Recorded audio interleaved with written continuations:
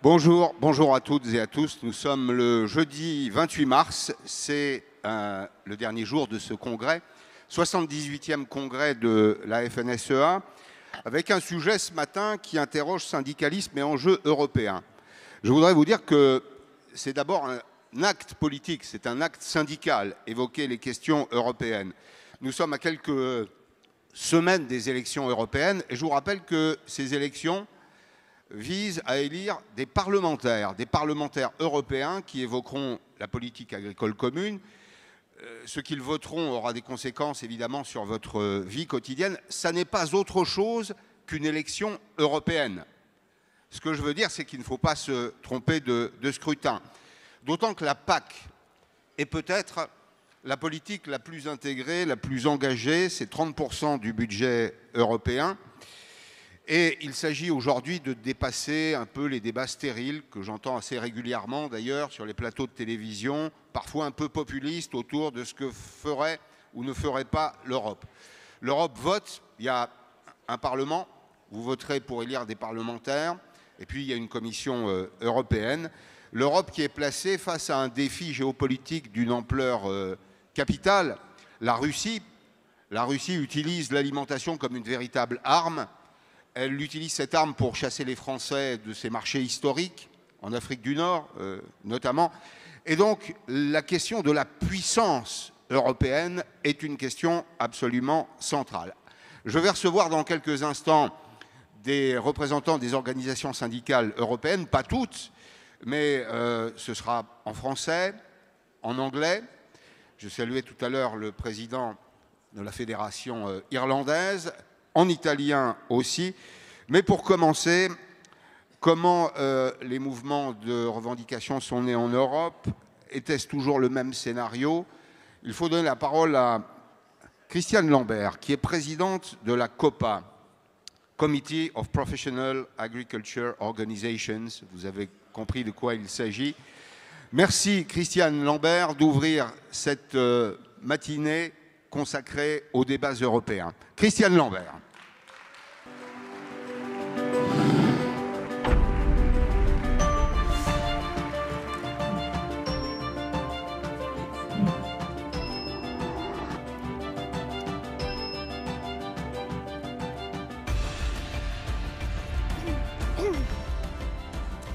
Bonjour à toutes et à tous. Merci à la FNSEA de donner la parole au COPA. Je vais parler en français. Créé en... Yes, you can.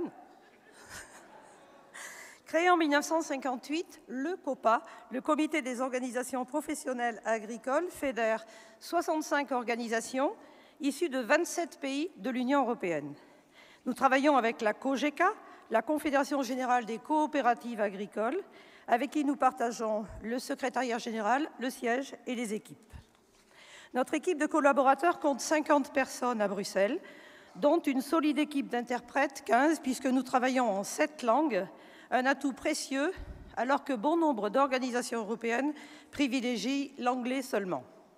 Quelle est la mission du COPA? Défendre les intérêts des agriculteurs tout au long des processus de décision, avec une vigilance permanente sur les travaux des différentes instances, la Commission, le Conseil des ministres, le Parlement européen. Pour cela, COPA-COGECA anime 45 groupes sectoriels et horizontaux dont les décisions remontent au Présidium, organe de décision.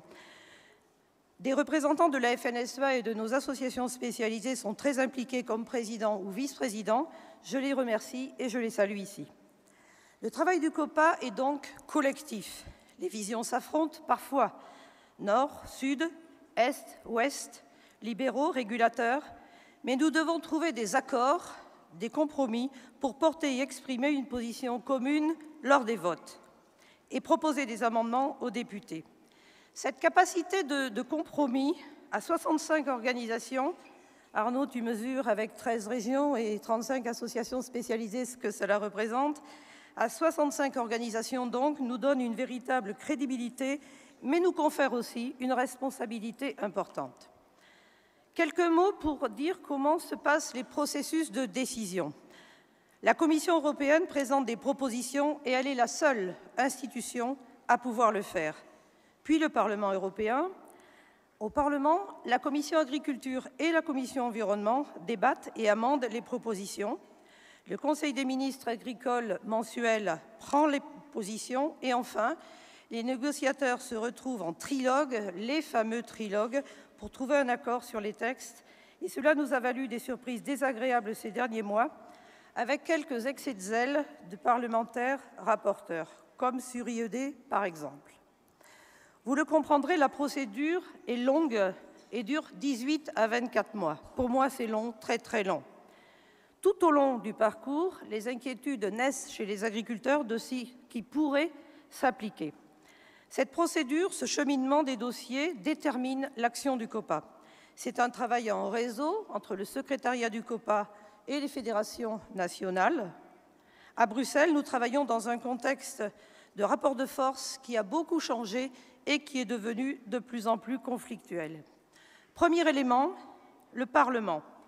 Nous avons aujourd'hui un Parlement plus éclaté, avec plus de verts et plus extrêmes, ce qui fait que les compromis qui ont longtemps caractérisé le Parlement européen sont de moins en moins possibles et les positions sont de plus en plus clivantes. Et la Commission en tire avantage, malheureusement. Deuxième élément, en 10 ans, l'opinion publique bruxelloise a changé. Tout le monde s'exprime sur l'agriculture et sur le travail des agriculteurs. Les médias, les réseaux sociaux, les administrations sont de plus en plus sensibles aux arguments des ONG et déconnectés des réalités économiques et sociales de terrain. Les ONG qui ont bureau permanent à Bruxelles et quartier ouvert où vous savez. Il faut donc pour le COPA parler de plus en plus et parler de plus en plus fort et rompre avec des discours habituellement feutrés que nous avons connus dans les décennies antérieures. Tout cela fait du COPA l'organisation la plus légitime pour représenter les agriculteurs européens, un peu plus de 20 millions d'agriculteurs et leurs familles. C'est d'ailleurs une légitimité qui est attaquée de manière virulente par les ONG, très nombreuses et structurées, mais c'est une source de motivation accrue pour nous et en aucun cas un facteur de découragement. Un exemple emblématique, et M. Fesneau le sait, la rencontre privilégiée des présidents de COPA et COGECA avec la présidence avant chaque conseil mensuel des ministres de l'Agriculture, un moment clé pour passer des messages aux ministres. La mandature qui se termine a été marquée par le pacte vert et sa déclinaison agricole Farm to Fork, mais aussi par la stratégie biodiversité 2030, l'objectif de neutralité carbone à 2050 et pour la première fois, plus de textes hors PAC, hors de la PAC et des propositions de législation extrêmement complexes. Le pacte vert, c'est 154 législations et réglementations. 154. Farm to Fork, c'est 27 textes. Nous sommes concernés par tous ces textes, mais aussi par un certain nombre d'autres textes horizontaux. C'est un véritable tsunami réglementaire, une approche à marche forcée qui a créé chez les agriculteurs une sensation d'étouffement réglementaire et qui a fait germer la révolte des agriculteurs dans les États membres. Voir qu'il y a aujourd'hui des manifestations dans 25 pays sur 27. Bien sûr, il y a les conséquences dramatiques de la guerre, mais indéniablement aussi le sentiment de ne pas avoir été écouté et un fort sentiment de déclassement chez les agriculteurs. Mes collègues Massimiliano, Thios, Marianne et Gori l'exprimeront. Le COPA a dénoncé dès sa publication en mars 2020 l'approche dogmatique et descendante du vice-président de la Commission européenne en charge du Green Deal, Frans Timmermans. Mais comme le Green Deal avait été voté au Parlement, soutenu par une large majorité, les processus étaient engagés et nous avons mené une action constante pour nous opposer à chacune des législations lancées sans étude d'impact et non basées sur la science, et pour toujours repositionner la souveraineté alimentaire dans les débats et dans le logiciel de la Commission européenne. Nous avons poussé au maximum les procédures avec le soutien de certains députés européens plus particulièrement. Certains sont présents ici, certains et certaines, et je les remercie sincèrement. Quelques exemples emblématiques. Sur la loi restauration de la nature, qui prévoyait 10% de terres non-production, nous avons conduit 2 ans de travail et nous avons réussi à constituer une minorité de blocage avec un groupe d'États membres et avec l'appui de la présidence belge pour bloquer ce texte toxique. Il n'est pas sorti, il est encore en débat et c'est déjà une petite victoire et nous espérons qu'il sera reporté à la prochaine mandature. Pour le texte émissions industrielles, malheureusement, ça ne fut pas une victoire à 100%.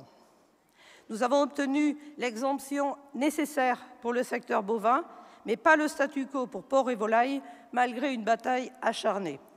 Et je dois vous le dire, perdre pour 7 voix sur 615, c'est ralent. Mais la pression de nos différents pays a obligé le commissaire Sinkevicius, chargé de l'environnement, à parler de séparation entre l'agriculture et l'industrie à horizon 2026. Il faudra batailler dur pour améliorer les choses. Sur le texte règlement pesticides, qui a fait beaucoup débat en France, vous le savez. Nous avons aussi déployé énormément d'énergie, contesté dès l'annonce l'absence d'études d'impact, suscité des études d'autres organisations et institutions attestant le bien-fondé de nos contestations, notamment la baisse de production et de facto l'augmentation des importations, la baisse du revenu pour les agriculteurs et l'augmentation des prix pour les producteurs. Rien que ça. Nous avons fait porter des amendements aux députés investis sur les sujets, démontrant que cette décision était politique et dogmatique. Après 2 ans de travail, les députés ont finalement rejeté le texte renvoyé à la prochaine commission, à la prochaine mandature pour une nouvelle proposition. Ça, c'est un travail et je remercie tous ceux qui, ici, dans les AS et à la FNSEA, nous ont aidés à réussir à faire rejeter ce texte.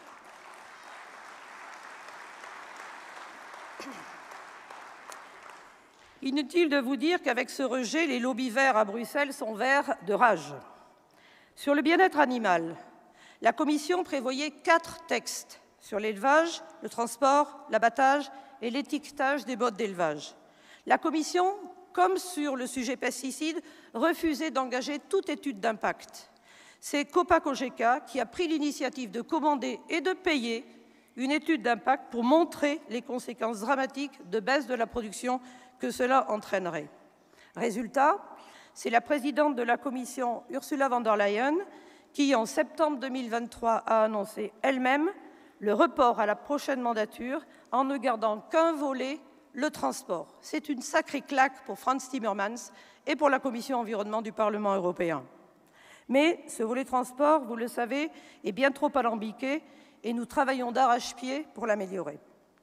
Il y a eu d'autres victoires qui n'ont pas fait beaucoup de bruit mais qui sont capitales. L'abandon du texte sur les systèmes alimentaires durables, une usine à gaz comme nous n'en avions jamais connue, mais qui voulait clairement nous dire qu'est-ce qu'il fallait manger et surtout ne pas manger, on se comprend.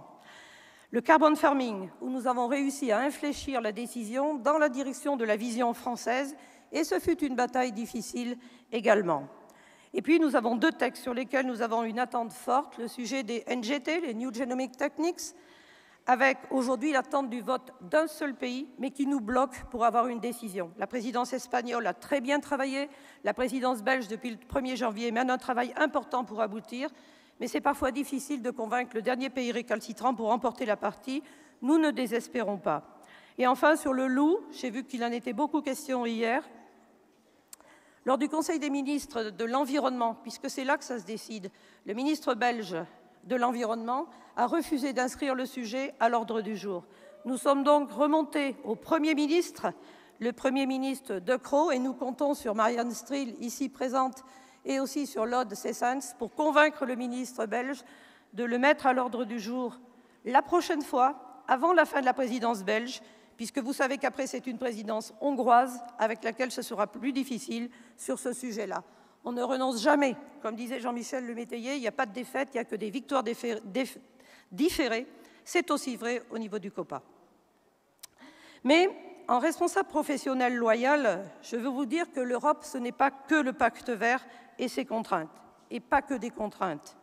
Grâce à un travail constant et argumenté pour convaincre qui le Parlement, qui le Conseil, qui la Commission, Copa-Cogeca a réussi à garder le caractère économique de la politique agricole commune que Frans Timmermans voulait inscrire comme outil au service de Farm to Fork, traînant même dans les couloirs alors qu'il n'avait rien à y faire au moment de la négociation finale de la politique agricole commune. Nous avons réussi à préserver le budget de la PAC en évitant la baisse programmée de 15% prévue en 2018, rappelez-vous, grâce au grand emprunt Next Generation EU suite à la crise Covid, et qui a financé aussi le plan de relance et France 2030. 1 milliard plus 2,8 milliards, ça fait près de 4 milliards pour le secteur agricole français qui a boosté notre secteur, et les agriculteurs et les industries et nos structures de recherche ont bien répondu. Depuis le déclenchement de la guerre, les décisions sont plus rapides. Vous vous souvenez du 4% de jachère validé en un mois sous présidence française entre le 24 février 2022 et le 23 mars 2022. Un mois, jamais une décision n'avait été prise aussi rapidement au niveau européen. Et avec, plus récemment, le paquet de simplification de la PAC et des adaptations réalistes sur les BCAE en quelques semaines aussi, mais disons-le, grâce aux manifestations qui ont été conduites dans les 24 pays de l'Union et qui ont poussé la Commission à agir et à proposer. Le renouvellement de l'accord commercial Ukraine, nous en parlions avec Éric Thirouin, a des évolutions positives pour certains secteurs, grâce au soutien du Conseil des ministres, et je remercie le ministre de l'Agriculture. Malgré un accouchement difficile, toutefois, la décision d'hier ne nous satisfait pas pour le blé et pour l'orge, ni pour la période de référence, et il faut donc continuer à se battre pour l'améliorer. Politiquement, un changement de logiciel de Ursula von der Leyen est évident. Depuis le 13 septembre 2023, avec le lancement d'un dialogue stratégique pour l'avenir de l'agriculture, où elle dit vouloir sortir des oppositions, elle parle de polarisation entre agriculture et environnement, et s'exprimant encore la semaine dernière, elle a dit qu'il fallait accompagner une réouverture des débats et faire de la souveraineté alimentaire pour les agriculteurs qui sont en première ligne et qui font face au changement climatique, je la cite, des perspectives lisibles pour les politiques agricoles européennes. Nous sommes présents, COPA et COGECA, mais aussi le GEOPA, avec Joseph Lechner, que je salue, et le président des jeunes agriculteurs européens, pour peser dans ces débats. Dit entre nous, les décisions ont lieu 3 fois par mois et se passent à 100% en anglais. Je peux vous dire qu'on progresse très vite, mais c'est quand même extrêmement exigeant de suivre ces débats-là. Alors oui, disons-le, l'Europe a bougé. Vous avez eu raison de le citer, Pascal. Et puis, je voudrais dire que ceux qui parlent le mieux des victoires du lobby agricole COPA-COGECA, c'est certainement les ONG qui ont publié récemment que nous avions fait tomber 64% de Farm to Fork. Finalement, ce sont nos opposants qui parlent le mieux de nos victoires. Merci à eux de le citer et de l'avoir posté. Nos demandes prioritaires pour les élections européennes. D'abord, réaffirmer l'agriculture comme pierre angulaire du projet européen et obtenir un budget à hauteur des nouveaux défis et une politique commerciale cohérente avec l'ambition fixée pour le marché intérieur. Enfin, et c'est très important, au regard de la souveraineté alimentaire réaffirmée, nous voulons un commissaire à l'agriculture plus fort et qui joue un rôle clé en accédant au poste de vice-président de la Commission européenne, comme l'était Frans Timmermans aujourd'hui. Si la souveraineté, c'est la clé, il faut que le commissaire en charge de l'agriculture soit mieux positionné dans la gouvernance de l'Union européenne. Mais ne nous trompons pas, et merci Pascal de l'avoir dit, notre horizon, c'est l'Europe. Il est indispensable de nous exprimer lors de l'échéance de début juin, alors que la guerre fait rage en Ukraine, que la Russie utilise l'arme alimentaire et que, vous l'aurez remarqué, beaucoup de pays frappent à la porte de l'Union, la Bosnie, la Moldavie, la Géorgie, l'Ukraine, l'Union européenne, espace de paix et de valeurs de solidarité économique et de développement. Et à titre personnel, et forte de 4 ans de vécu au cœur du réacteur européen, je peux vous dire que la situation a bien des similitudes avec la représentation syndicale agricole française telle qu'elle a été exprimée hier.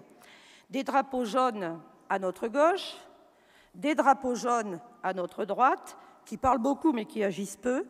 Et comme l'a dit hier Boris Bulan, la meilleure voie possible, celle de l'efficacité, elle se situe entre ces deux extrêmes, dans la ligne droite, et il y a du choix. Alors, si vous voulez faire le choix de l'efficacité, pensez-y en allant voter pour les élections européennes de juin 2019. Je vous remercie.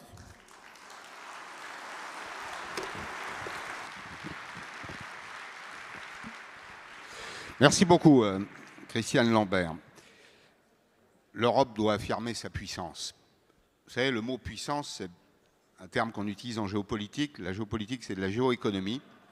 Le terme de puissance, il est absolument capital. Toutes les grandes régions du monde affirment leur puissance, la Chine, les États-Unis, et même les puissances émergentes. Il ne faut donc pas en avoir peur.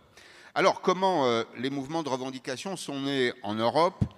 Était-ce toujours le même scénario, les mêmes causes? Je vous propose une petite leçon de choses syndicales ce matin avec nos invités. Je voudrais d'abord préciser que pour ceux qui sont là, comme pour ceux qui nous suivent à distance, vous pouvez poser des questions, vous pourrez poser des questions à ceux qui vont me rejoindre dans un petit instant, à ce numéro, des questions par SMS, 06 44, vous pouvez le noter, ou l'intégrer à votre téléphone, 06 44 63 07 14, 06 44 63 07 14. Je précise évidemment, alors c'est évident, mais ça va mieux en le disant, que c'est un numéro qui n'est pas surtaxé.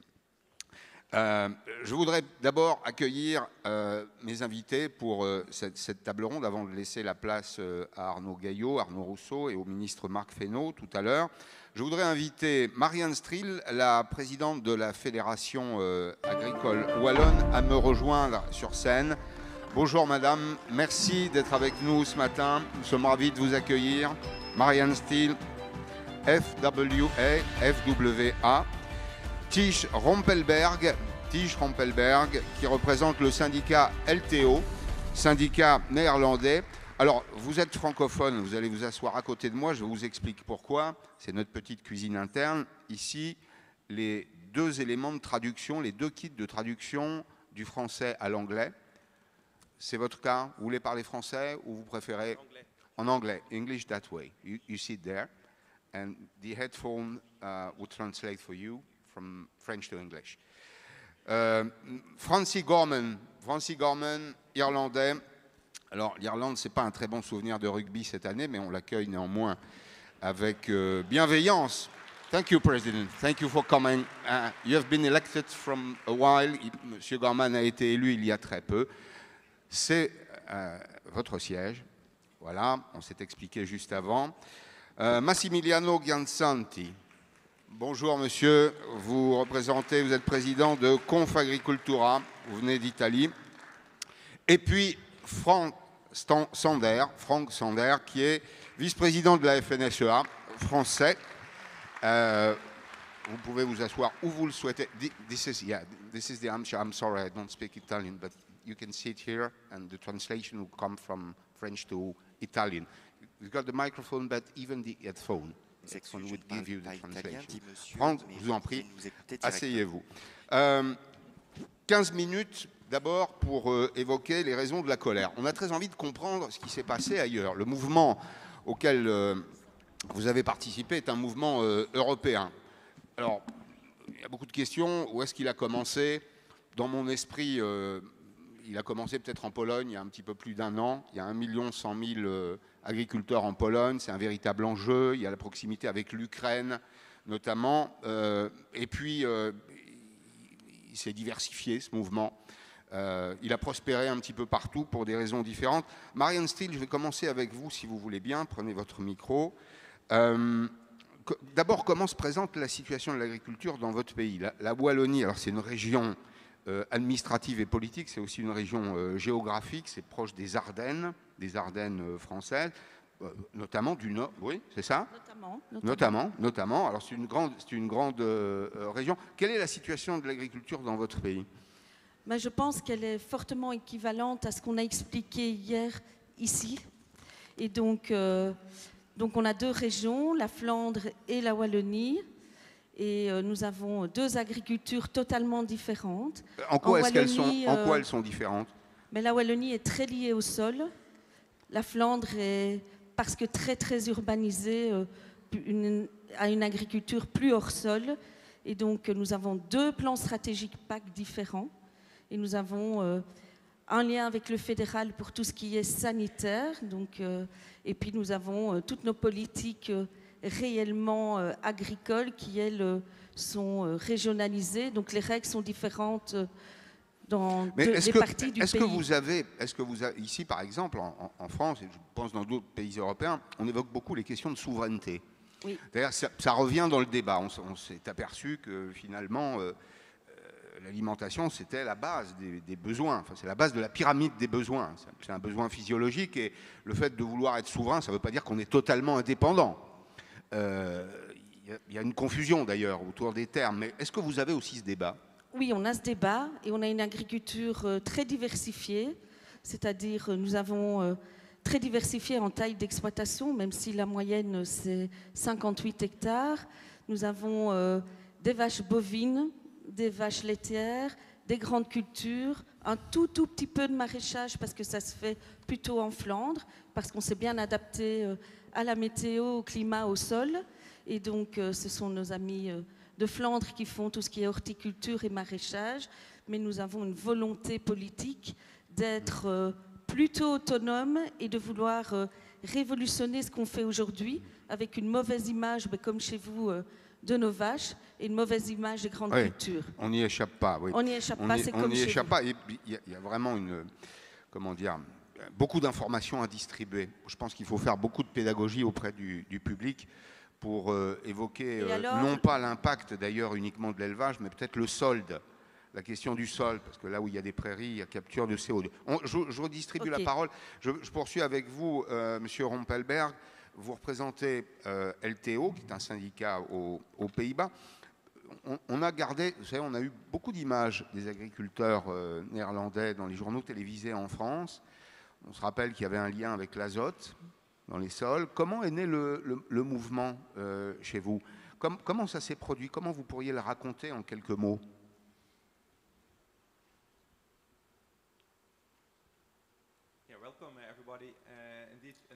Bonjour à tous et merci beaucoup.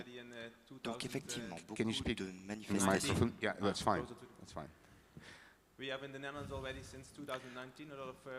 Depuis 2019, nous avons eu beaucoup de manifestations et cela a été dû effectivement à la crise liée à l'azote. Et cela a créé beaucoup d'incertitudes et cela est la raison pour laquelle les agriculteurs se préoccupent de l'avenir à l'heure actuelle. Et cela a entraîné un débat concernant la question de savoir si l'agriculture garde une place. Et cela est un élément essentiel.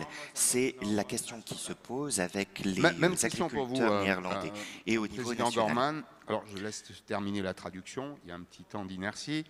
Est-ce que vous avez le son? Moi j'ai une oreillette, je n'entends pas très bien. Mais oui, vous comprenez la traduction? C'est clair pour vous? C'est parfait. Alors, Francie Gorman, IFA, vous représentez l'Irlande, même chose. Est-ce que d'abord vous avez de la proximité avec ce qui vient d'être dit? Est-ce que vous vous sentez vous aussi concerné de la même façon?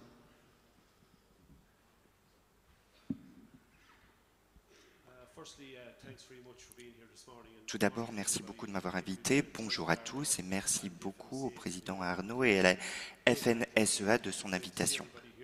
C'est un plaisir de tous vous retrouver ici aujourd'hui. Absolument. Même cap en Irlande que dans le reste de l'Europe.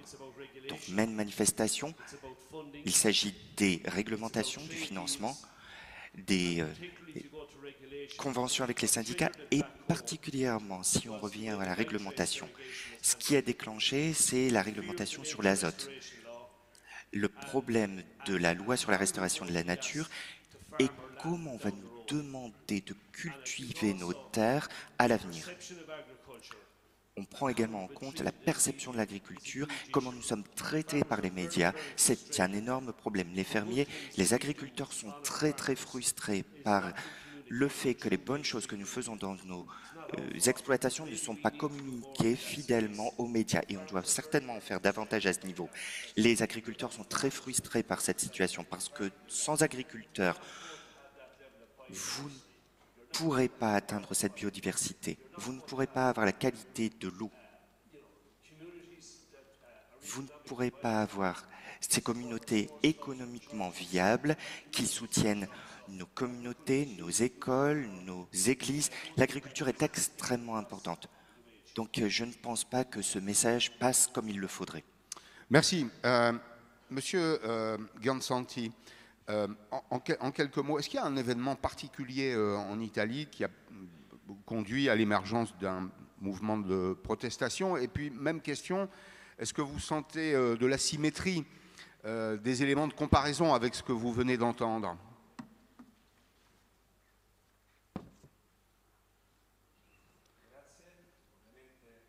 Merci. Je remercie le président Rousseau pour son invitation. Bonjour au ministre de l'Agriculture et merci à Christiane Lambert. Alors, je suis convaincue, et je le dis en tant qu'agriculteur, je suis éleveur, que nous tous, agriculteurs, nous avons été frappés dans notre orgueil pendant trop longtemps, aussi bien à Bruxelles que dans les différents États. L'opinion publique et une partie des représentants politiques a estimé que les agriculteurs non seulement n'étaient pas nécessaires, mais qui contrariaient le modèle économique que certains envisagent. Nous sommes des entrepreneurs, nous risquons en termes de capitaux, nous avons une histoire familiale, des traditions que nous devons préserver. Nous sommes les premiers amis de l'environnement, pas les ennemis. Et à la télévision, on montre souvent des images d'élevage qui polluent, des tracteurs qui polluent, des éleveurs, des agriculteurs qui ne contribuent pas au grand sujet du changement climatique. Et alors, face à tout cela, je crois que nous tous, agriculteurs, nous avons été blessés. Terriblement blessés dans notre orgueil.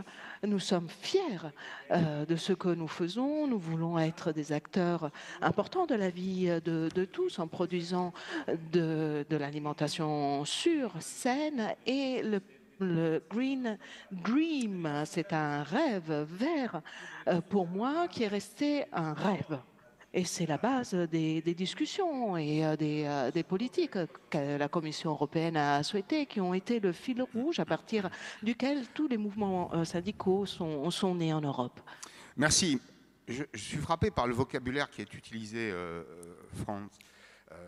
Écoutez, d'une part, on évoque des questions très techniques, hein, l'accès à l'eau, les questions normatives, les obstacles. J'ai l'impression d'avoir un écho de la société française. Quand je vous écoute les uns et les autres, c'est un peu un écho de la société française. Et puis votre voisin, Franck, évoque utilise un mot qu'on n'a pas utilisé pratiquement depuis hier, le mot orgueil. Notre orgueil a été blessé parce que vous êtes fiers de votre travail et parce que je pense que vous avez raison de l'être. Vous produisez l'alimentation des Européens. Mais il y a plus qu'une dimension politique. Et ça interroge toute la matinée là, que nous avons ensemble, ça interroge ceux qui sont dans les tribunes, ça interroge bien sûr la représentation syndicale, mais aussi les responsables politiques de ce pays. Quand une corporation aussi importante sent que son orgueil est en jeu, est en cause, il se passe quelque chose dans le pays. Mais écoutez, oui, bonjour à toutes déjà et bonjour à tous. Merci à mes collègues européens d'avoir répondu présent à notre invitation. Je pense que voilà, on est vraiment à un tournant de la société européenne avec une instabilité très forte autour de nous. Et quand on pose la question pourquoi en France on est parti comment dire, aussi fort dans les différentes mobilisations, moi j'aimerais quand même partir des chiffres. Et même si l'image, la sensibilité, elle est très importante, j'y reviendrai, on a quand même perdu en France aujourd'hui 20% de la production, par exemple, porcine, 20% de notre production bovine. Et en parallèle, les importations ont augmenté. Des chiffres concrets, plus 23% d'importation en volaille, plus 33% d'importation en porc, plus 52% en fruits et légumes. Et puis, on a un décalage. Alors, c'est vrai qu'il y a l'aspect de l'approche, comment dire, du grand public, mais avant tout, il y a eu aussi une frustration du monde agricole, c'est que la parole du politique a été quand même ébranlée à un moment donné. C'est-à-dire qu'on a promis aux agriculteurs, on l'a dit, enfin, on nous a remercié d'avoir été présents pendant la période Covid, on nous a remercié d'avoir été présents pendant la période de guerre. Et c'est vrai que le monde agricole a répondu présent. Puis on nous a fait des promesses quant à la souveraineté alimentaire, quant à la production.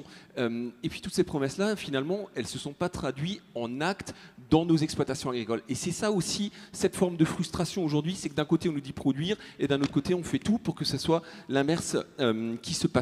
Et donc, moi ce qui me paraît important quand même dans les exemples, c'est l'exemple celui de la retraite. On nous a voté, on nous a promis une retraite agricole pour tous nos retraités qui ont travaillé toute leur carrière. Et au final, on voit qu'aujourd'hui, on n'est toujours pas abouti et qu'on redémarre les discussions, etc. Et donc, c'est tout c'est l'ensemble, comment dire, c'est ce contexte global. Et surtout qu'un agriculteur, moi, je le rappelle quand même, quand on travaille 80 heures, avec des revenus qui sont très souvent quand même moyens, et ben en fait, ce qui nous motive, c'est aussi cette reconnaissance. On est génétiquement fait, construit pour produire. Et quand on voit ce qui se passe à nos portes, quand on voit l'enjeu et que derrière, comment dire, les décisions ne sont pas en face, comment dire, de nos attentes, des besoins et surtout de la solution que nous pouvons porter, et ben là, à un moment donné, tout le monde se révolte et c'est ce qui s'est passé dans l'ensemble des pays européens. Est-ce que les uns et les autres, vraiment très rapidement, là, en quelques secondes, vous avez la même perception de la parole publique? Il y a eu débat, probablement, dans vos pays. Je ne connais pas la situation de chacun de vos pays. On va commencer avec vous, madame, si vous le voulez bien, mais bon, vous vous êtes adressée aux politiques. Oui. Est-ce que l'écho que vous avez reçu vous a donné satisfaction? Est-ce que, vous savez, c'est un peu des questions de curiosité que je vous pose. Est-ce qu'il y a des progrès, par exemple, dans la relation que vous avez avec le politique? Ça a été très très compliqué les 5 dernières années. Il faut dire que nous avons des coalitions en Belgique. Nous n'avons pas un parti majoritaire qui va au pouvoir, mais on doit s'arranger pour atteindre les 50% des votes des électeurs et pouvoir accéder à plusieurs partis. Et donc nous avons eu beaucoup de difficultés pour créer ces gouvernements, et nous avons des gouvernements et ça avec... parasite le parce dialogue. Que vous avez des ministres qui ont des compétences qu'ils considèrent tous en lien. Par exemple, l'environnement, c'est les écologistes. L'agriculture, c'est la droite. Il y a 2 visions totalement différentes. Et vous avez le ministre de l'Environnement. Et c'est ça le loup, hier. C'est écolo aussi. Notre ministre de l'Environnement fédéral est écologiste.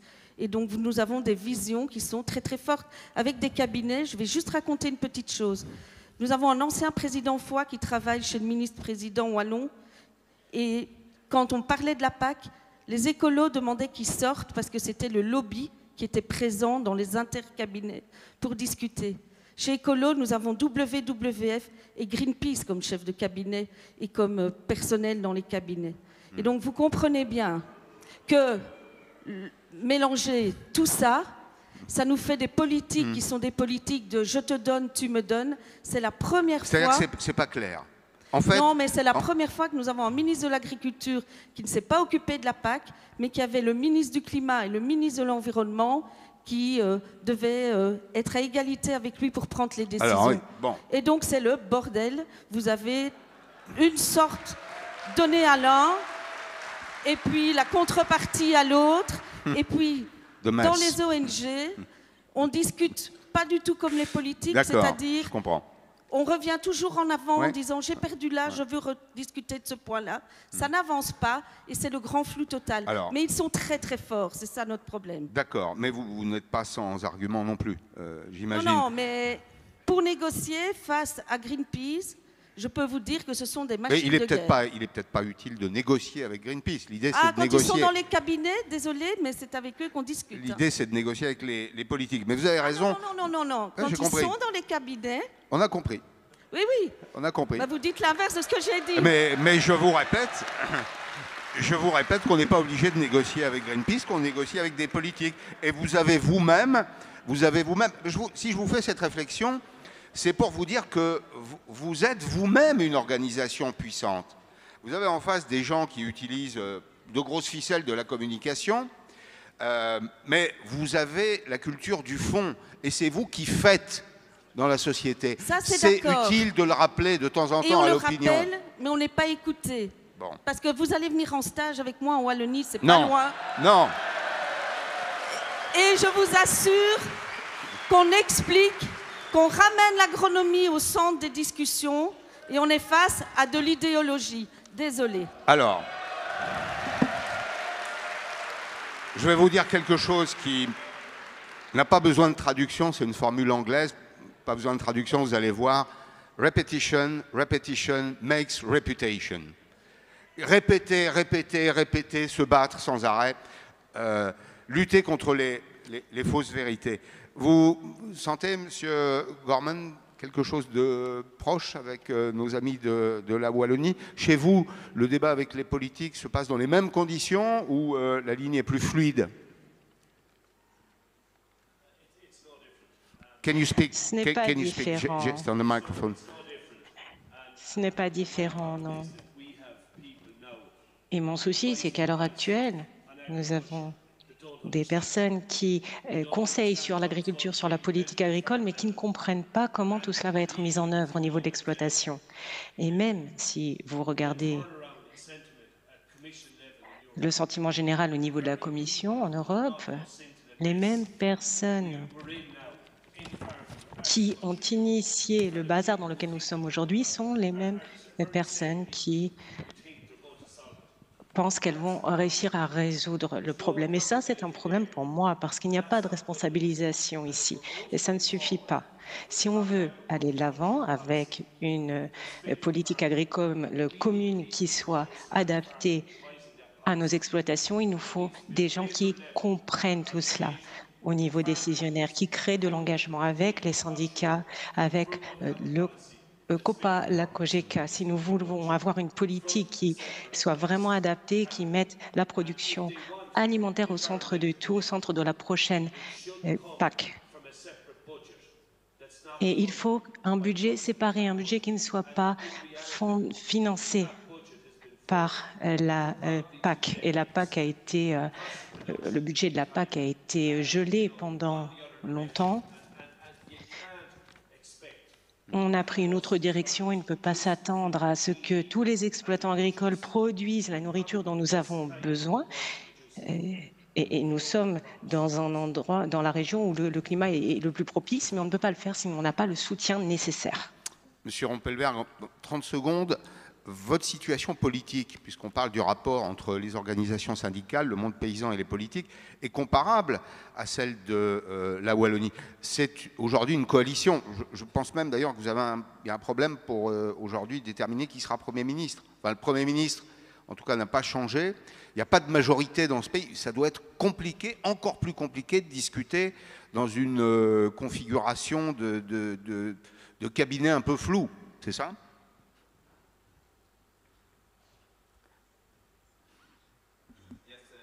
Can you speak just on the microphone because they... Oui, en effet. L'année dernière, nous avons eu des élections au début de l'année. Et à cause des manifestations des exploitants, les élections ont été perturbées. Et aujourd'hui, on voit que le gouvernement national n'est pas en ligne. Des élections anticipées ont été organisées. En novembre dernier, nous avons eu de nouvelles élections aujourd'hui. Et ils essayent de trouver un moyen de mettre sur pied un nouveau cabinet. Mais il nous faut 4 partis pour former ce cabinet. Ce que nous espérons maintenant, c'est un véritable changement pour que les intérêts des exploitants agricoles soient davantage pris en compte. Il y a de nombreux défis auxquels sont confrontés les agriculteurs et nous voyons partout en Europe la même chose. La société civile soutient fermement les agriculteurs. Si on voit ce qui se passe au niveau européen, nous avons les mêmes défis, la pollution. Et je crois que nous bénéficions du soutien de la société. Et avec les élections qui arrivent en Europe, nous allons, j'espère, entamer un nouveau virage. Et j'en parlais avec mon collègue. Il faut aussi que les gens soient responsables. Mais je pense qu'à l'avenir, les agriculteurs peuvent réellement contribuer à relever les défis auxquels nous sommes confrontés. Il faut avoir également une approche qui soit plus du bas vers le haut. Voilà, je vous remercie. Nous en sommes tous convaincus. Nous sommes convaincus que l'agriculture n'est pas le problème, mais une grande partie de la solution. Avant de vous faire réagir, Franck Sander, pour la FNSEA, je voudrais qu'on écoute quelqu'un qui est à distance. C'est Martin Pinchak, qui est président de l'Organisation agricole de la République tchèque, pour comprendre ce qui a déclenché le mouvement en Tchéquie. Ladies and gentlemen, dear colleagues, it's utmost pleasure to convey my greetings to all of you today as a president of Agriculture Association of the Czech Republic. We also refuse to further accept the inactivity of the European Commission that ignores the market situation and economical problem of the farmers. The main triggers for our demonstrations stem from several pressing issues. Importantly, the influx of tariff-free imports of grain, oilseeds and other commodities into the European market has lowered price for our products. Furthermore, the overly ambitious environmental aims of the Green Deal, combined with the bureaucracy, have placed an unbearable burden on our shoulders. Protests in many countries have highlighted these issues, indicating a widespread crisis across the continent. The final straw was the government failures to address our concerns despite promises and discussions. Thank you for your support and solidarity, and allow me to say goodbye with the motto of our associations. Together we are stronger. Voilà, merci pour ce témoignage.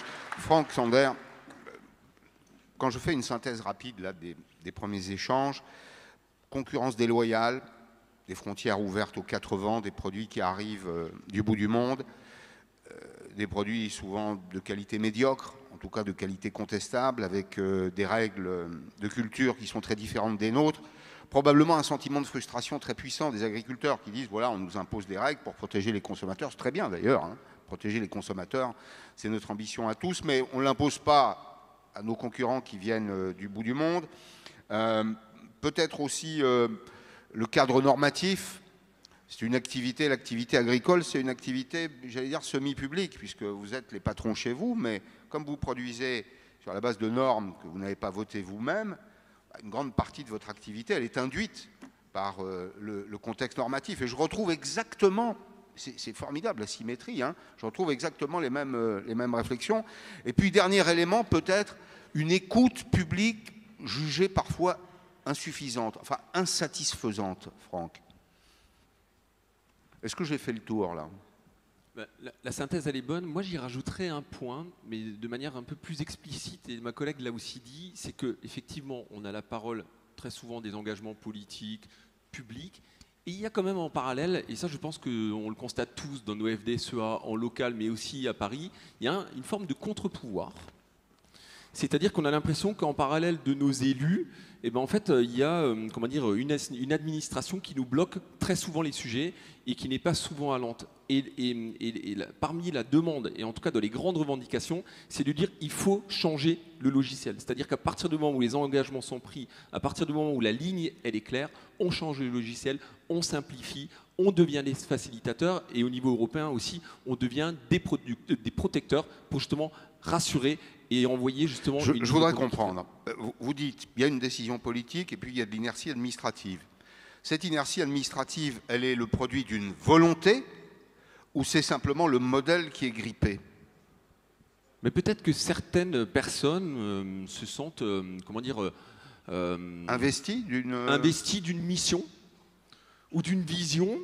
Et que, pour moi, qu'un pays a besoin de fonctionnaires pour fonctionner, mais je pense qu'à partir du moment où on a un chef et que la ligne elle est claire, et ben on suit les consignes du chef et on ne fait pas de la politique en parallèle. Je pense que tout le monde m'a compris.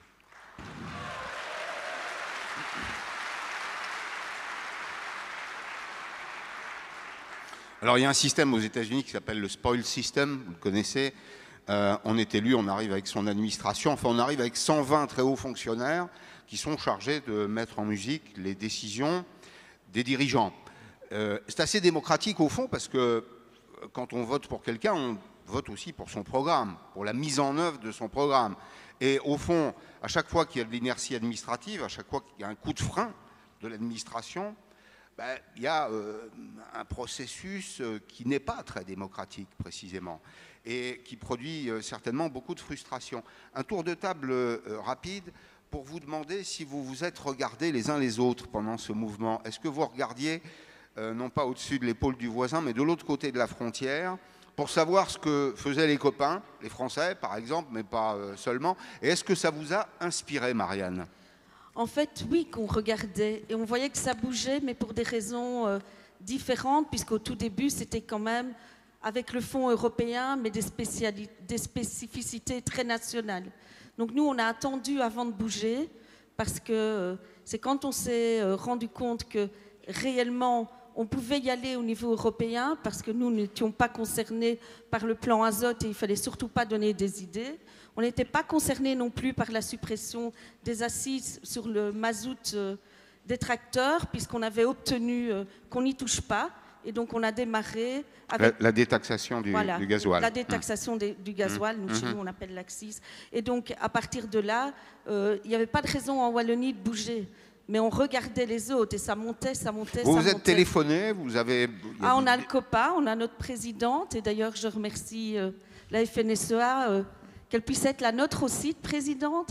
Elle travaille bien, elle est déterminée, courageuse, elle communique beaucoup. Et donc, elle collabore avec...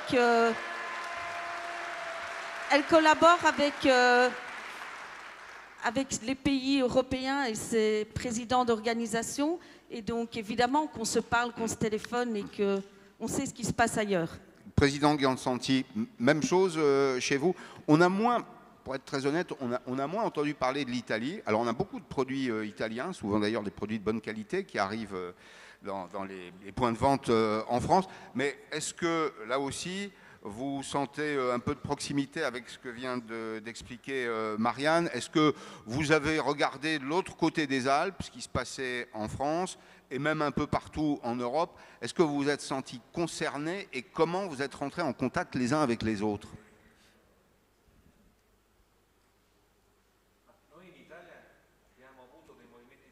Mais en Italie, nous avons eu des mouvements très différents par rapport à la France et à d'autres pays. Nous avons eu des mouvements, pas contre l'Europe, mais contre le pacte vert et cette partie qui ne correspond plus aux intérêts de nos agriculteurs et le bien-être animal. Hier, en Italie, on nous demande de protéger les rats et les souris. Mais je ne sais pas si ça, on doit très parisien, protéger ça, les souris et les rats. C'est très parisien aussi. On ne les appelle pas des rats, on les appelle des surmulots. Et moi, je veux élever des vaches et pas des surmulots ou des souris. Donc, je veux avoir une politique qui nous écoute. La raison pour laquelle nous avons déplacé notre bataille à Bruxelles le 26 février, au COPA, nous avons eu notre assemblée générale, nous avons rencontré les parlementaires italiens,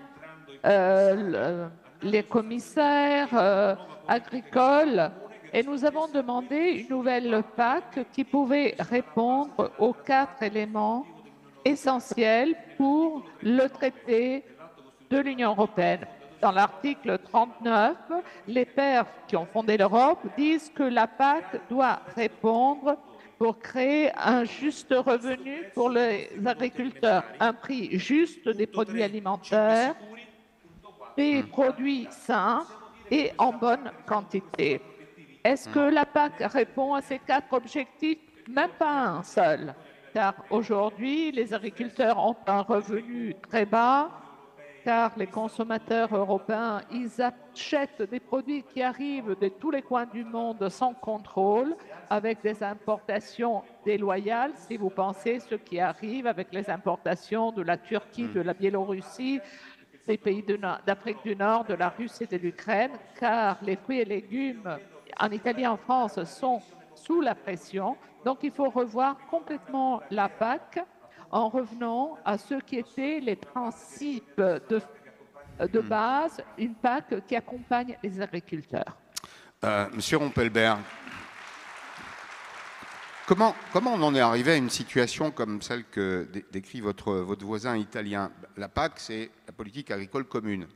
Elle est faite tout à la fois pour soutenir les producteurs et puis pour répondre à l'ambition de souveraineté alimentaire. Comment se fait-il qu'aujourd'hui, sur les 4 piliers qu'évoque votre voisin, Gianfranco, il y a une telle incompréhension, qu'on soit aussi loin. D'abord, est-ce que vous partagez son point de vue?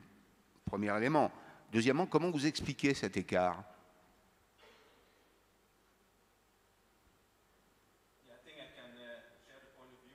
Oui, je dirais que je partage le point de vue de mon collègue italien, tout à fait.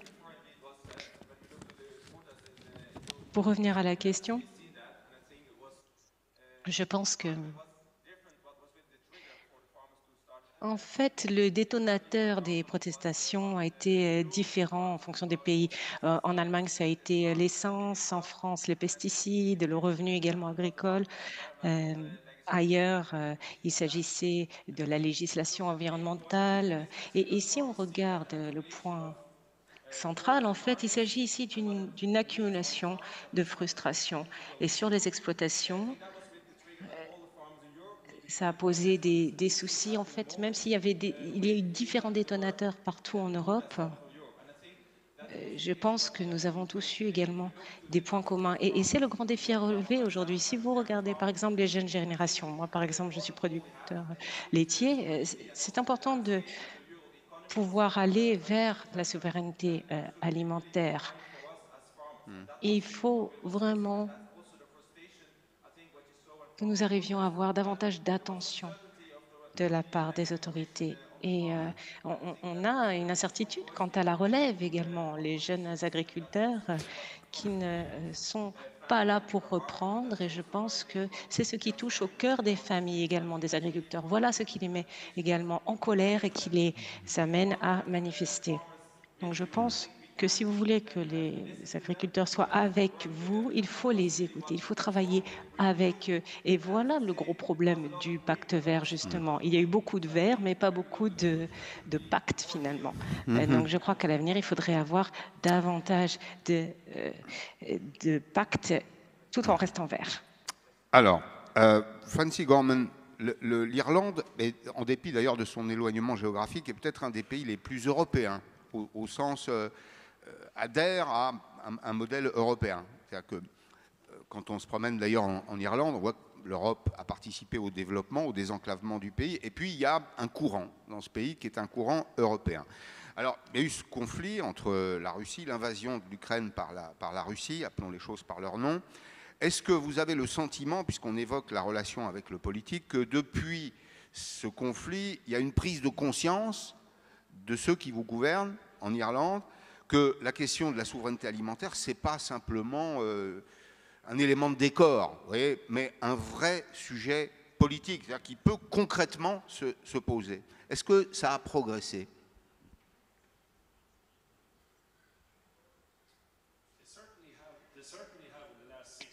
Oui, je dirais que les choses ont progressé ces 16 dernières semaines. Nous avons réussi à obtenir des réponses de la part de notre gouvernement. Avant les manifestations, la situation était très tendue. Et nous regardions ce qui se passait en Europe, notamment en Allemagne et en France, les Français qui sortaient dans la rue, les agriculteurs qui manifestaient. Et nous avons réussi à obtenir des choses, accès à des dispositifs agricoles et nous avons obtenu certaines réponses. Nous avons aujourd'hui un plan d'action, une campagne que nous appelons « Ça suffit »,« Trop c'est trop ». Nous avons des élections locales qui arrivent et nous allons poser des questions à nos candidats. Et nous voulons continuer à mettre la pression entre maintenant et juin. Nous avons vu beaucoup d'agriculteurs, nous avons beaucoup manifesté, nos tracteurs sont sortis dans les rues et les tracteurs sont restés dans les communes visibles. Ce qu'il faudra faire sera fait pour obtenir des réponses. Comme je l'ai dit tout à l'heure, il est question de réglementation, de financement et de respect surtout. Alors, je vous rappelle que vous pouvez poser des questions, hein, que vous soyez dans la salle ou que vous nous suiviez à distance. Il y a un numéro, je vais vous le rappeler, 06 44 63 07 14.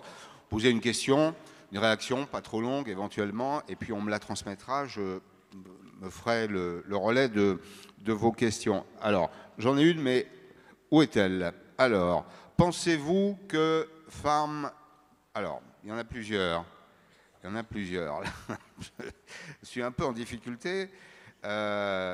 Alors, un accord entre l'Union européenne et la Nouvelle-Zélande sur l'agneau, c'est ça? C'est pas très clair.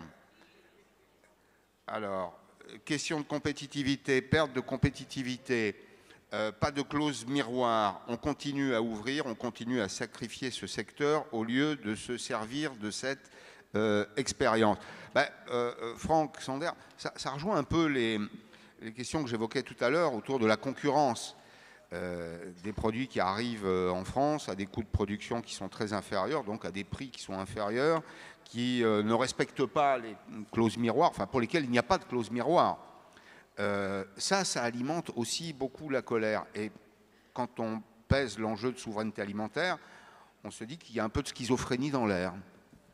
En fait, ce qu'on demande nous, et je crois que c'est ça qui est commun à tous les agriculteurs européens, c'est qu'on ait, comment dire, des décideurs au niveau européen, mais c'est vrai aussi dans les différents pays respectifs, mais là, en ce qui concerne l'Union européenne, qui soient en adéquation et au contact du terrain. Vous avez cité tout à l'heure l'agronomie, et donc en fait on a beaucoup de décisions qui sont comment dire, incompréhensibles. Et là, en ce qui concerne les accords de libre-échange, moi j'ai envie de dire qu'aujourd'hui, comment dire, l'Union européenne, d'une, doit être un leader, et ça a été, vous l'avez dit tout à l'heure, on doit être une puissance au niveau mondial, donc pour ça il faut avoir de l'ambition.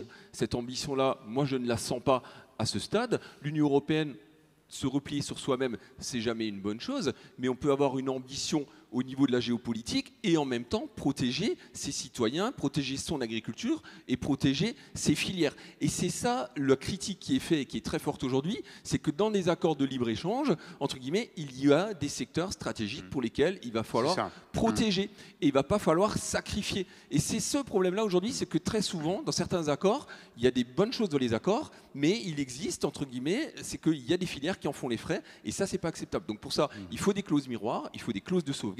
Et d'ailleurs, l'exemple de l'agneau est un très bon exemple, parce que c'est une filière qui a souffert historiquement. Mais je prends l'exemple du blé.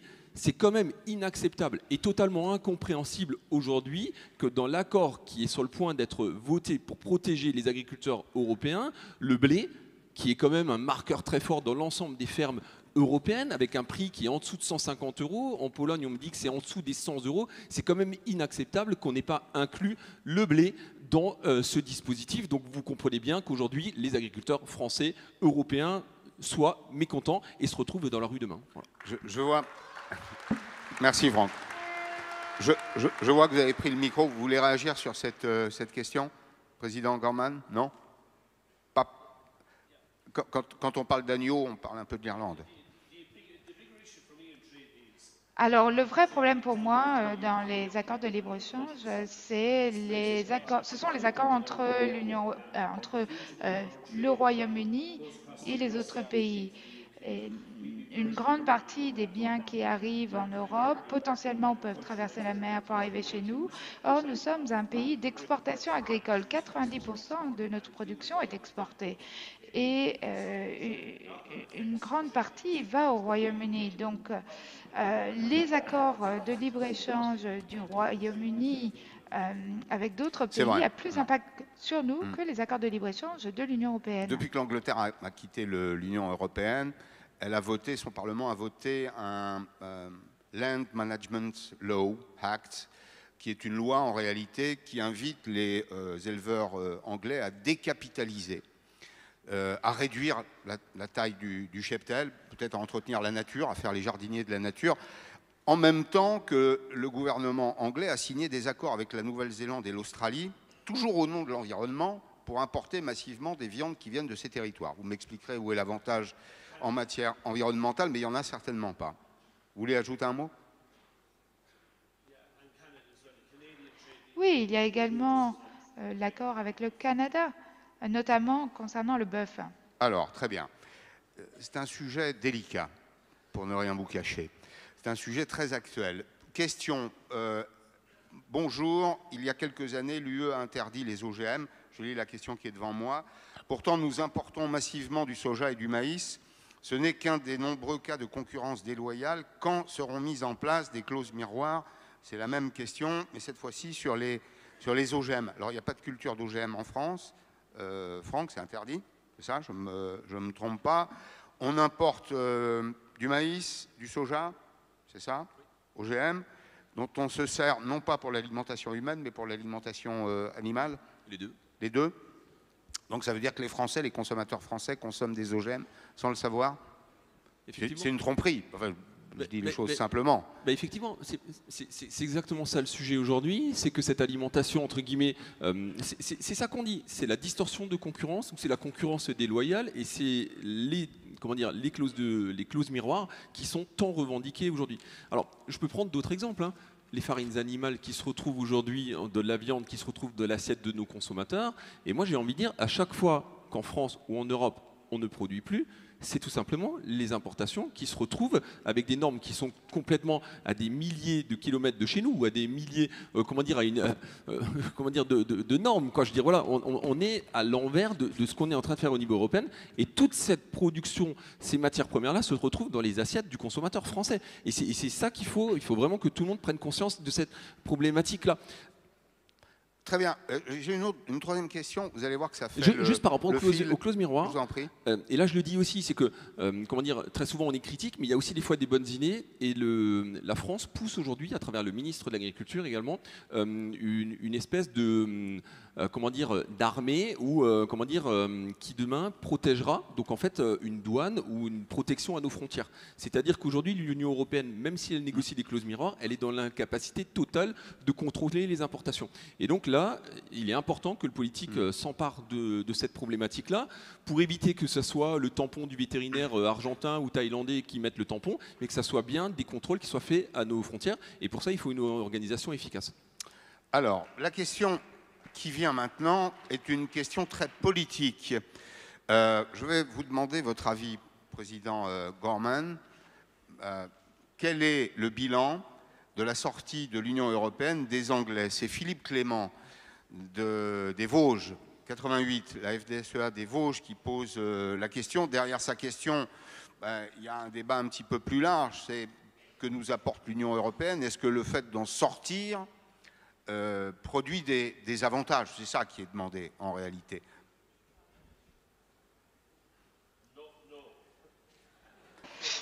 Alors non, clairement, il n'y a pas d'avantage. Je n'ai jamais compris pourquoi le Royaume-Uni a décidé de quitter l'Union européenne. Je comprends pourquoi c'est arrivé, mais pour moi, c'était une très mauvaise décision à la fois pour les agriculteurs anglais et européens. Pour revenir à la question des accords de libre-échange, premièrement, il y a la question du déplacement des produits, le fait que l'on a deux normes, les normes durables en Europe et les normes moins disantes des importations. Et ça, c'est un problème qu'il faut résoudre. Les accords de libre-échange, notamment pour le bœuf avec le Royaume-Uni, eh bien, a eu beaucoup d'impacts négatifs pour nous. Et tout cela génère de la frustration et l'Union européenne doit en prendre conscience. J'ai envie maintenant de vous poser une question. On arrive dans la dernière partie de cet échange. Est-ce que vous vous sentez vraiment européen? Le débat de ce matin, c'est un débat sur l'Europe. Il y a des élections européennes. Je rappelais que c'est fait pour élire des députés européens. Alors, je sais qu'on s'en sert souvent pour sanctionner le pouvoir ou éventuellement l'encourager, d'ailleurs, dans certains cas. Mais on se trompe peut-être d'élection. Là, il s'agit d'élire des parlementaires qui voteront des textes qui vont concerner votre vie quotidienne. Je commence avec Marianne et puis je vous donne la parole, Gianfranco. Est-ce que vous vous sentez vraiment européen? Est-ce que l'Europe agricole, là, ça représente quelque chose pour vous? D'abord, en Belgique, Bruxelles... c'est quand même encore, même si c'est fortement envahi, chez nous. Par qui? Par tous les Européens, mais envahi dans le bon sens du terme. Hein. D'accord. Donc, on a deux Bruxelles. On a Bruxelles encore un peu belge, et puis on a le Bruxelles plus international, européen. International, et c'est une chance. Donc, on y tient. Et voilà, ça c'est quelque chose d'important. Et puis, quand je dis malchance, c'est... c'est plus le côté négatif de Bruxelles. Ce qui s'y passe, il n'y a pas un jour où il n'y a pas une manifestation. On y participe aussi et pas toujours de façon très respectueuse. Donc, de nouveau, c'est sans aucun jugement. Mais en tout cas, à la Fédération wallonne de l'agriculture, on est fortement européen. On veut plus d'Europe et mieux d'Europe. Et on n'est pas du tout. Et je suis tout à fait d'accord que le Brexit était une mauvaise décision, même si ça a l'air sexy, mais c'est sans doute aussi très populiste. Mais quand on en sort, je pense qu'on a plus de problèmes. Nous, on exportait énormément de produits, puisqu'on est un tout petit pays exportateur vers le Royaume-Uni. La simplification administrative et les coûts, à mon avis, sont plus élevés. L'année dernière, pendant quelques semaines, l'hiver dernier, pas celui-ci, celui d'avant, ils sont restés sans légumes à Londres, hein, dans les magasins. Alors, il faut le savoir. Raison, ouais. Et donc, c'est très facile de dire tout est la faute de l'Europe. L'Europe, c'est nous. C'est à nous à la faire. C'est pour ça, sans doute, qu'on fait partie du COPA aussi. C'est pour y travailler. Et oui, on est profondément européens. C'est comme dans une famille, tout n'est pas parfait. Et c'est à nous à travailler pour améliorer les choses. Mais vous avez raison d'évoquer... Et peut-être ajouter qu'en Belgique, on vote, on est tellement devenus européens qu'on vote pour tous les niveaux de pouvoir, sauf le local, le même jour que les élections européennes, qu'elles sont obligatoires. Et donc, pour nous, c'est rentré dans notre fonctionnement de considérer ce niveau-là de la même façon que les autres niveaux politique du pays. Merci. Vous avez évoqué la situation de la distribution en Grande-Bretagne. C'est important parce que c'est notre vie quotidienne. On expliquait hier que 80 millions de personnes viennent visiter la France chaque année, dépenser leur argent. Ça alimente la balance des paiements courants parce qu'il y a un certain art de vivre, du patrimoine, de la culture. Et vous participez à ce capital immatériel qui est celui de notre alimentation. En Angleterre, vous avez raison de dire qu'il a manqué des tomates. Non pas parce qu'on ne fait pas de tomates en Angleterre, il y a longtemps qu'on n'en fait plus, mais parce que l'Angleterre dépend entièrement de la production marocaine. Or, la production marocaine a été particulièrement handicapée par la sécheresse cette année. Il a manqué beaucoup d'eau, et donc elle s'est réduite, et on s'est retrouvé en Angleterre, c'est un exemple, hein, avec des ruptures sur certains produits frais, des fruits, des légumes, qu'on ne cultive plus en Angleterre. Les filières ont disparu, elles se sont complètement éteintes. Les savoir-faire, eux aussi, ont disparu. C'est une bonne leçon. Massimilien, je vous pose la même question. Vous évoquez tous des sujets qui sont des sujets très proches les uns des autres. Ça fait de vous peut-être des agriculteurs plus européens, oui ou non ?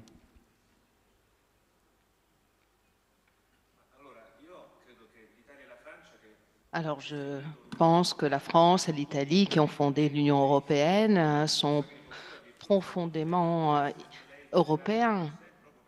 J'ai participé à 2 assemblées générales à Bruxelles parce que nous sommes convaincus que Bruxelles doit être le lieu où l'on discute de l'agriculture européenne. Je voulais reprendre les mots de Franck lorsqu'il disait qu'il faut qu'on comprenne quel est notre avenir, quelle est notre stratégie, quel est le futur de l'agriculture qui sera déterminé par l'Union européenne. Les sujets de la compétitivité, de la productivité seront vraiment à la base des demandes que nous allons faire pendant la campagne européenne. On demande qu'il y ait un bon budget pour l'agriculture, que l'on renforce le système des filières verticales, parce que le sujet de la productivité, de la compétitivité en général de l'agriculture italienne est un sujet fondamental si l'on veut garantir aux citoyens européens d'avoir des aliments européens. Vous le savez bien mieux que moi, la Russie l'année prochaine sera le principal exportateur de blé.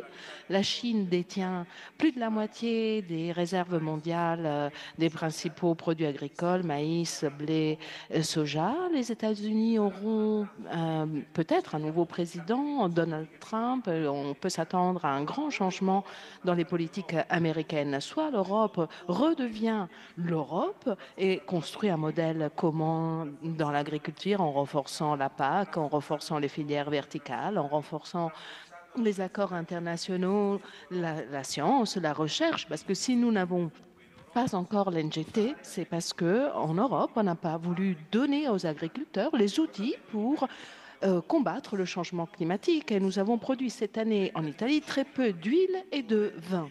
Il est très difficile pour un agriculteur de ne pas produire parce qu'il n'en a pas les outils et qu'il ne peut pas combattre le risque. L'assurance est fondamentale. Le Farm Deal aux États-Unis est consacré pour une bonne partie à la gestion du risque. 25% de notre budget européen est consacré au découplement, aux écoschémas. C'est le paradoxe de la production européenne en agriculture qui a diminué de 10%. La PAC, au lieu de nous demander de produire, elle nous demande de ne pas produire. On veut recommencer à produire, on veut des certitudes, c'est notre tâche et ce que nous allons demander à la prochaine commission. Nous avons besoin d'un vice-président, cette fois-ci, qui soit l'ami des agriculteurs, pas comme celui que nous avons eu jusqu'ici. Alors, merci beaucoup.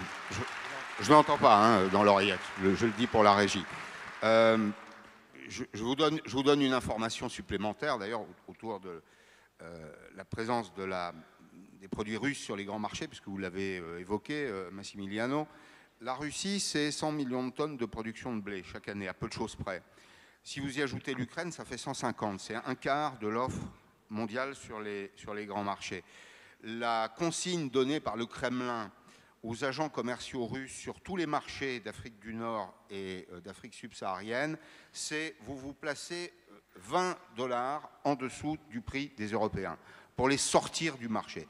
Donc ça s'appelle une politique de prix prédateur. Un économiste parle de politique de prix prédateur, ça veut dire je sors mes concurrents et puis quand je serai seul, quand j'aurai désarmé la concurrence, ben, je vais remonter les prix, puisque je serai price maker. C'est moi qui ferai le prix sur le marché. Quantité, prix, il y a un lien évident, en tout cas pour ceux qui ont la sensibilité économique, et je suis sûr que vous l'avez.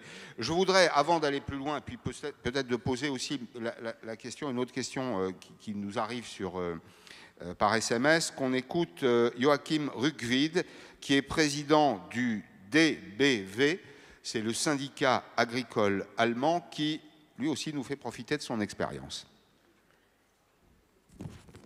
Dear President Rousseau, dear delegates, dear colleagues, thank you for giving me the opportunity to send a video message.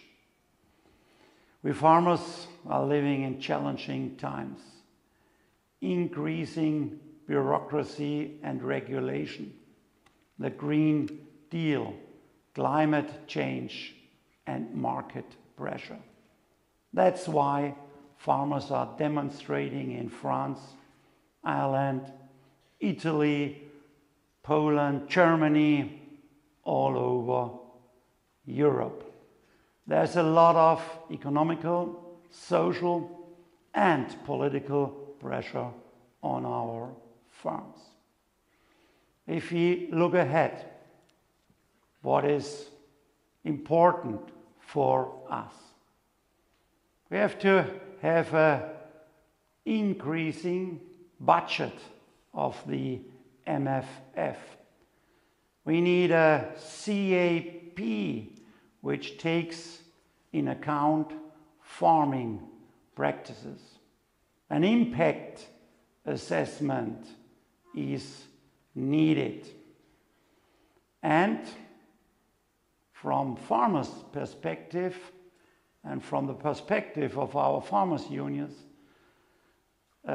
collaboration between the farmers' unions all over Europe is very important, because together we are able to fight for the needs and interests of our farmers.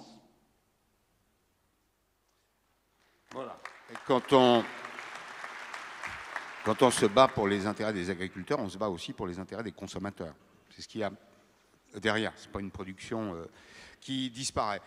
Une ou deux questions SMS, et puis je vous demanderai tour de table rapide si vous avez pris d'assaut les listes des candidats, des divers candidats aux élections européennes. Si vous êtes allé frapper à la porte pour leur dire « coucou, on est là », et on a un certain nombre de réactions. Préparez-vous à cette réponse. Une question qui arrive par SMS. Pour limiter les distorsions de concurrence intra-européenne et rendre notre agriculture plus compétitive, l'harmonisation des charges fiscales et sociales. Alors ce ne sont pas des charges mais des cotisations, ce qui n'est pas tout à fait la même chose. En Europe, est-elle une solution? C'est Manon de Jeunes Agriculteurs qui pose la question. Réponse rapide, Franck? Effectivement, on constate aujourd'hui que le terme subsidiarité apparaît de plus en plus dans les débats. La subsidiarité, ça veut dire quoi? Ça veut dire qu'on laisse de plus en plus de largesse aux États membres une fois qu'une loi européenne a été votée. Et quand on dit il nous faut plus d'Europe, ben, j'ai envie de dire attention justement à cette distorsion de concurrence qu'on permet à tous les niveaux, que ce soit la réforme de la politique agricole commune, une réforme qui aurait pu avoir lieu par exemple sur celle des phytos, le dossier sûr, restauration de la nature, etc. Et donc en fonction de la sensibilité des pays, ben, vous allez avoir des pays qui favorisent leurs agricultures et puis vous allez avoir des pays qui justement iront à l'envers et choisiront d'autres voies. Donc oui, il nous faut plus d'harmonisation au niveau européen. La question du fiscal et du social est une question qui est extrêmement, comment dire, c'est-à-dire qu'à partir du moment où on ouvre quelques lignes de discussion, on voit bien que la fiscalité, elle est en rapport avec tout un modèle économique et social français. Parce que, oui, alors il faut le dire. C'est une question très très difficile. Hein. Non, mais les cotisations sociales en France, c'est le choix qu'on a fait en France en 1946, 45-46, c'est les cotisations sociales financent la protection sociale. Donc on peut parler de charges, ce n'est pas des charges, c'est pour ça que c'est des cotisations qui donnent droit à une contrepartie. Mais c'est vrai que la problématique se pose parce que ça joue sur les coûts de production, quand sur, par exemple, les légumes, le coût de production, c'est pour 65% un coût humain, ça joue un rôle. Ouais. La production de l'asperge, par exemple, 80% de son coût final ou de son coût de production, il est composé du coût de la main-d'œuvre. Moi qui suis frontalier à Strasbourg, j'ai vu l'Allemagne mettre en place un grand plan de développement de légumes au nord du département du Bas-Rhin, avec un gros programme d'investissement en irrigation. Et surtout, l'avantage qu'ils avaient par rapport à nous, c'était la main-d'œuvre. C'était une main-d'œuvre, quand nous, polonaise, elle était aux environs de 10 €, elle était à 6 €. Pas de contraintes en termes de durée de travail, une totale exonération des charges, etc. Et c'est comme ça qu'ils ont justement créé une vraie distorsion et qu'ils ont développé des grosses filières. Donc oui, c'est un vrai sujet. Alors il y avait beaucoup d'autres questions sur des productions particulières, l'endive, la noisette. La noisette, j'y tiens particulièrement parce que j'ai rencontré le président de la Fédération des producteurs il n'y a pas très longtemps. On est concurrencé par les Turcs qui utilisent des produits de traitement, je crois que de mémoire c'est l'acétamipride, mais j'en suis pas tout à fait sûr, qu'on interdit en France, alors qu'on a en France une production qui suffirait évidemment à la demande intérieure. Pour terminer, toutes les réponses aux questions posées sur Twitter seront postées également sur le réseau social, sur Twitter. On ne les laisse pas sans réponse.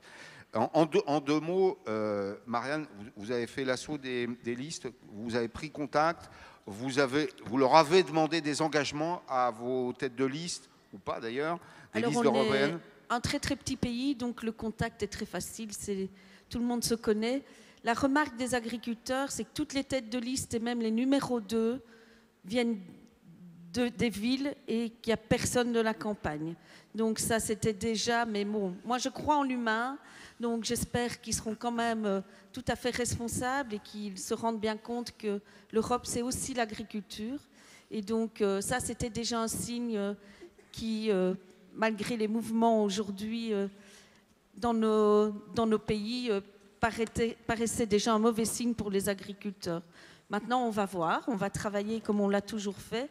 On travaille avec tous les partis et puis nous continuerons avec détermination à défendre l'agriculture, quels que soient nos élus, avec, comme vous l'avez dit, nos forces et puis nos arguments. Et vous en avez, vous n'en manquez pas. Soyez sûr de vous. Ah, mais je suis très Soyez sûr de vous et fier de vous. Je suis très fière de mon organisation et très déterminée, n'ayez crainte. Ça se voit. Merci beaucoup Marianne Striel, présidente de la Fédération agricole wallonne. Massimiliano, si je me permets, président Giansanti, même chose. L'Italie, ça nous intéresse parce que vous avez une première ministre qui s'est fait élire sur la base d'un certain nombre d'engagements qu'elle n'a pas toujours tenus, d'ailleurs. Mais est-ce que vous vous adressez aux listes européennes?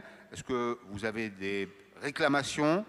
Quel est le retour que vous en avez?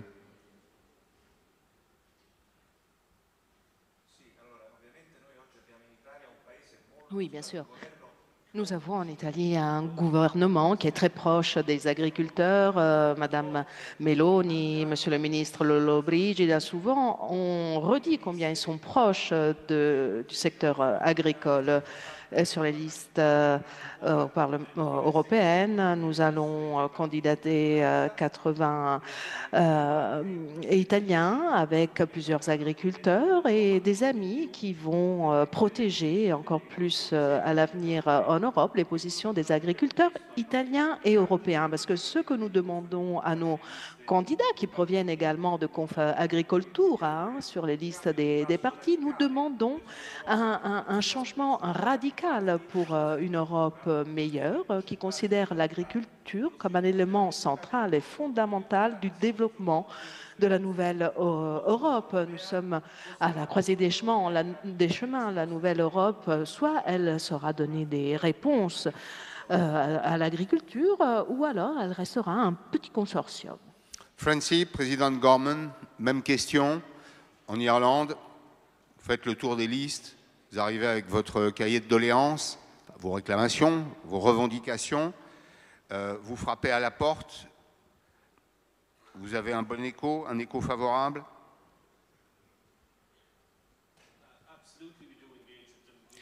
Absolument, on s'engage auprès d'eux. Nous avons accès à nos hommes politiques et nos femmes politiques, nos représentants parlementaires et même nos ministres et premiers ministres. Donc ce n'est pas un problème pour nous. Il s'agit simplement pour eux de nous écouter. C'est là qu'est le problème. On va les rencontrer au cours des 2 mois à venir, avant les élections, régionalement. On s'assoit avec eux, on fait des exposés devant eux. On a un modérateur également qui fait un rapport.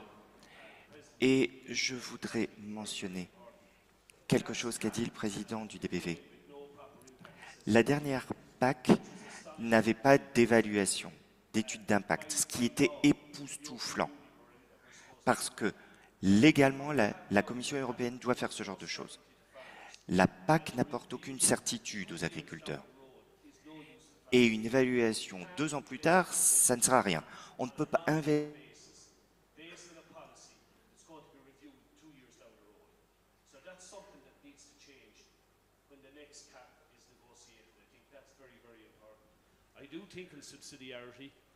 Donc c'est un élément supplémentaire, la traduction s'est arrêtée, c'est un élément supplémentaire à négocier, d'accord? Je vous en prie, poursuivez. Can you follow up, please? Yeah, translation has stopped. This is why I was trying to translate on my side. Yeah. For the people there. To repeat it again, answer? No, it's good, it's good. And just, and one further point on subsidiarity. Europe can't be a one-size-fits-all, because what's suitable for southern Italy, southern Spain, is not suitable for Ireland. So I think that's an issue that needs to be kept front and central as well. When you say one-size-fits-all, une taille pour tous, you say it doesn't work in Europe, that's it? This is what you mean? When you say one-size-fits-all, this is what you've said. Vous avez dit une taille unique pour tous. C'est ça. C'est ce que vous souhaitez ou non? This is what you want or not? No. Tenir compte des particularités, taking account of each country needs. That's it. C'est les particularités de chaque pays. Il s'agit de prendre en compte les besoins de chacun des pays. Prendre en compte les besoins de chaque pays. Merci beaucoup. Pour terminer, Thys Rompelberg, LTO, Pays-Bas, si j'ai bien compris le feuilleton néerlandais, parce qu'on l'a suivi à distance, les agriculteurs vivaient tranquillement, bien intégrés dans le pays, et le fait qu'il y ait ce mouvement a surpris. Peut-être d'abord l'opinion.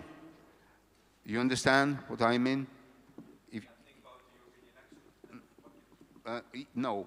The question was the farmer were living inside the society with no, with a kind of comprehension in between the population and you.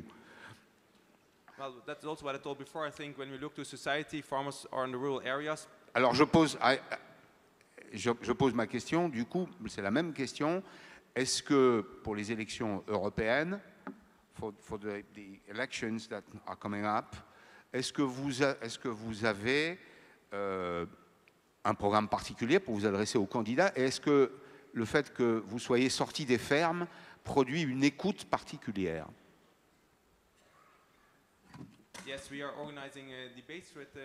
Oui, alors nous organisons des débats avec les candidats européens, des candidats aux élections européennes, et nous avons fait la liste de ce que nous attendons de l'Europe et les changements que l'on attend. Nous devons avoir une stratégie agricole et alimentaire à long terme au sein de l'Europe.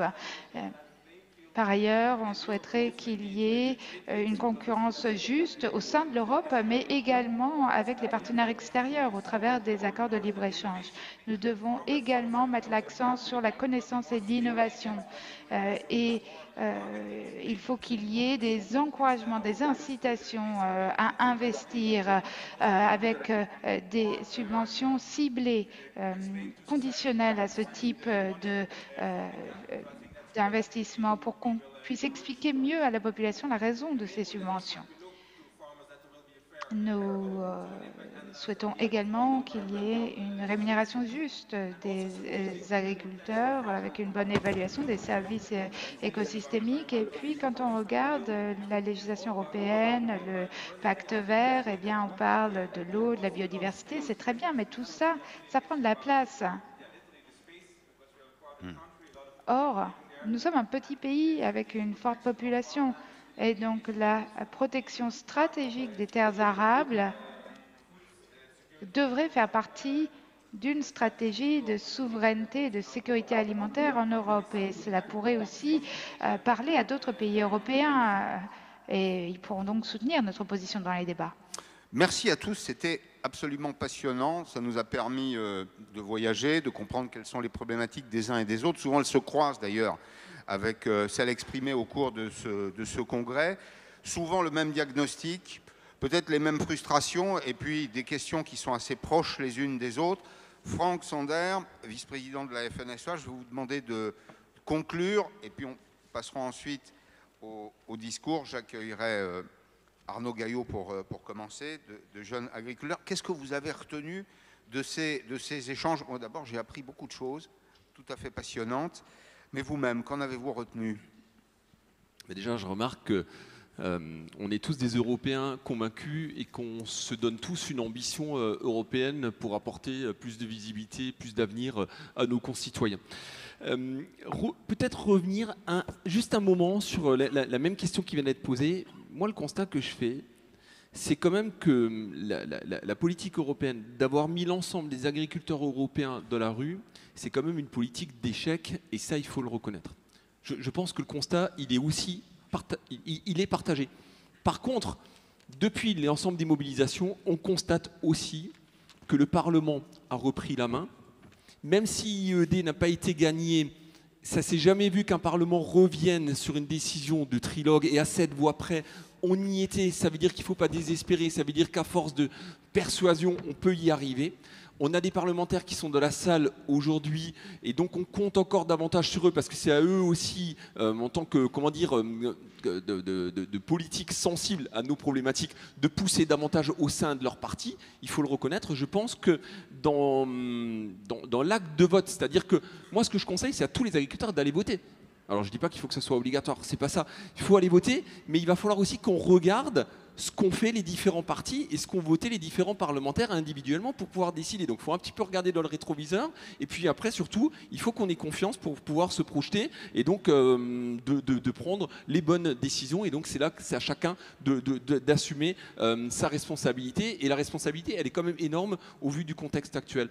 Alors conclure cette table ronde, moi, comment dire, c'est un exercice qui est plutôt agréable parce que, comment dire, les échanges ont été très constructifs. On se retrouve tous sur un certain nombre de dossiers, c'est-à-dire que si on s'appuie sur des organisations qui sont existantes, comme le COPA, comme les corps intermédiaires que nous sommes tous, les différents syndicats, des parlementaires qui sont à nos côtés, des États membres qui, pour moi, j'espère en tout cas, ont compris ce qui s'est passé, je pense qu'on peut, en tout cas, relever et gagner ce défi-là.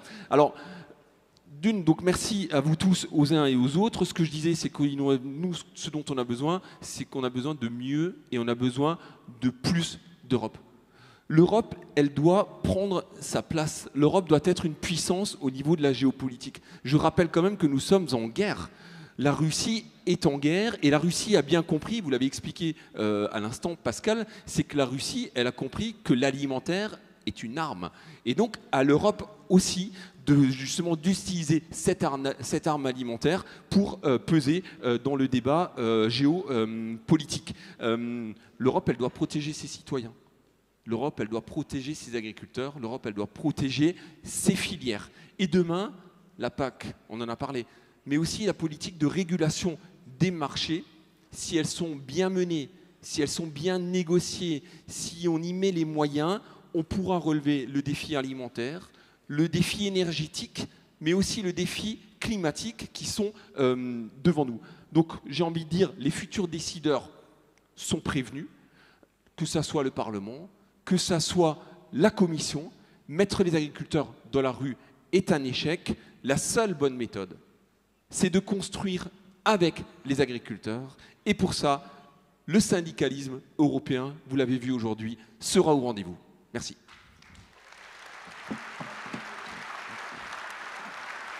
Merci beaucoup, messieurs. Thank you for coming. That was very interesting.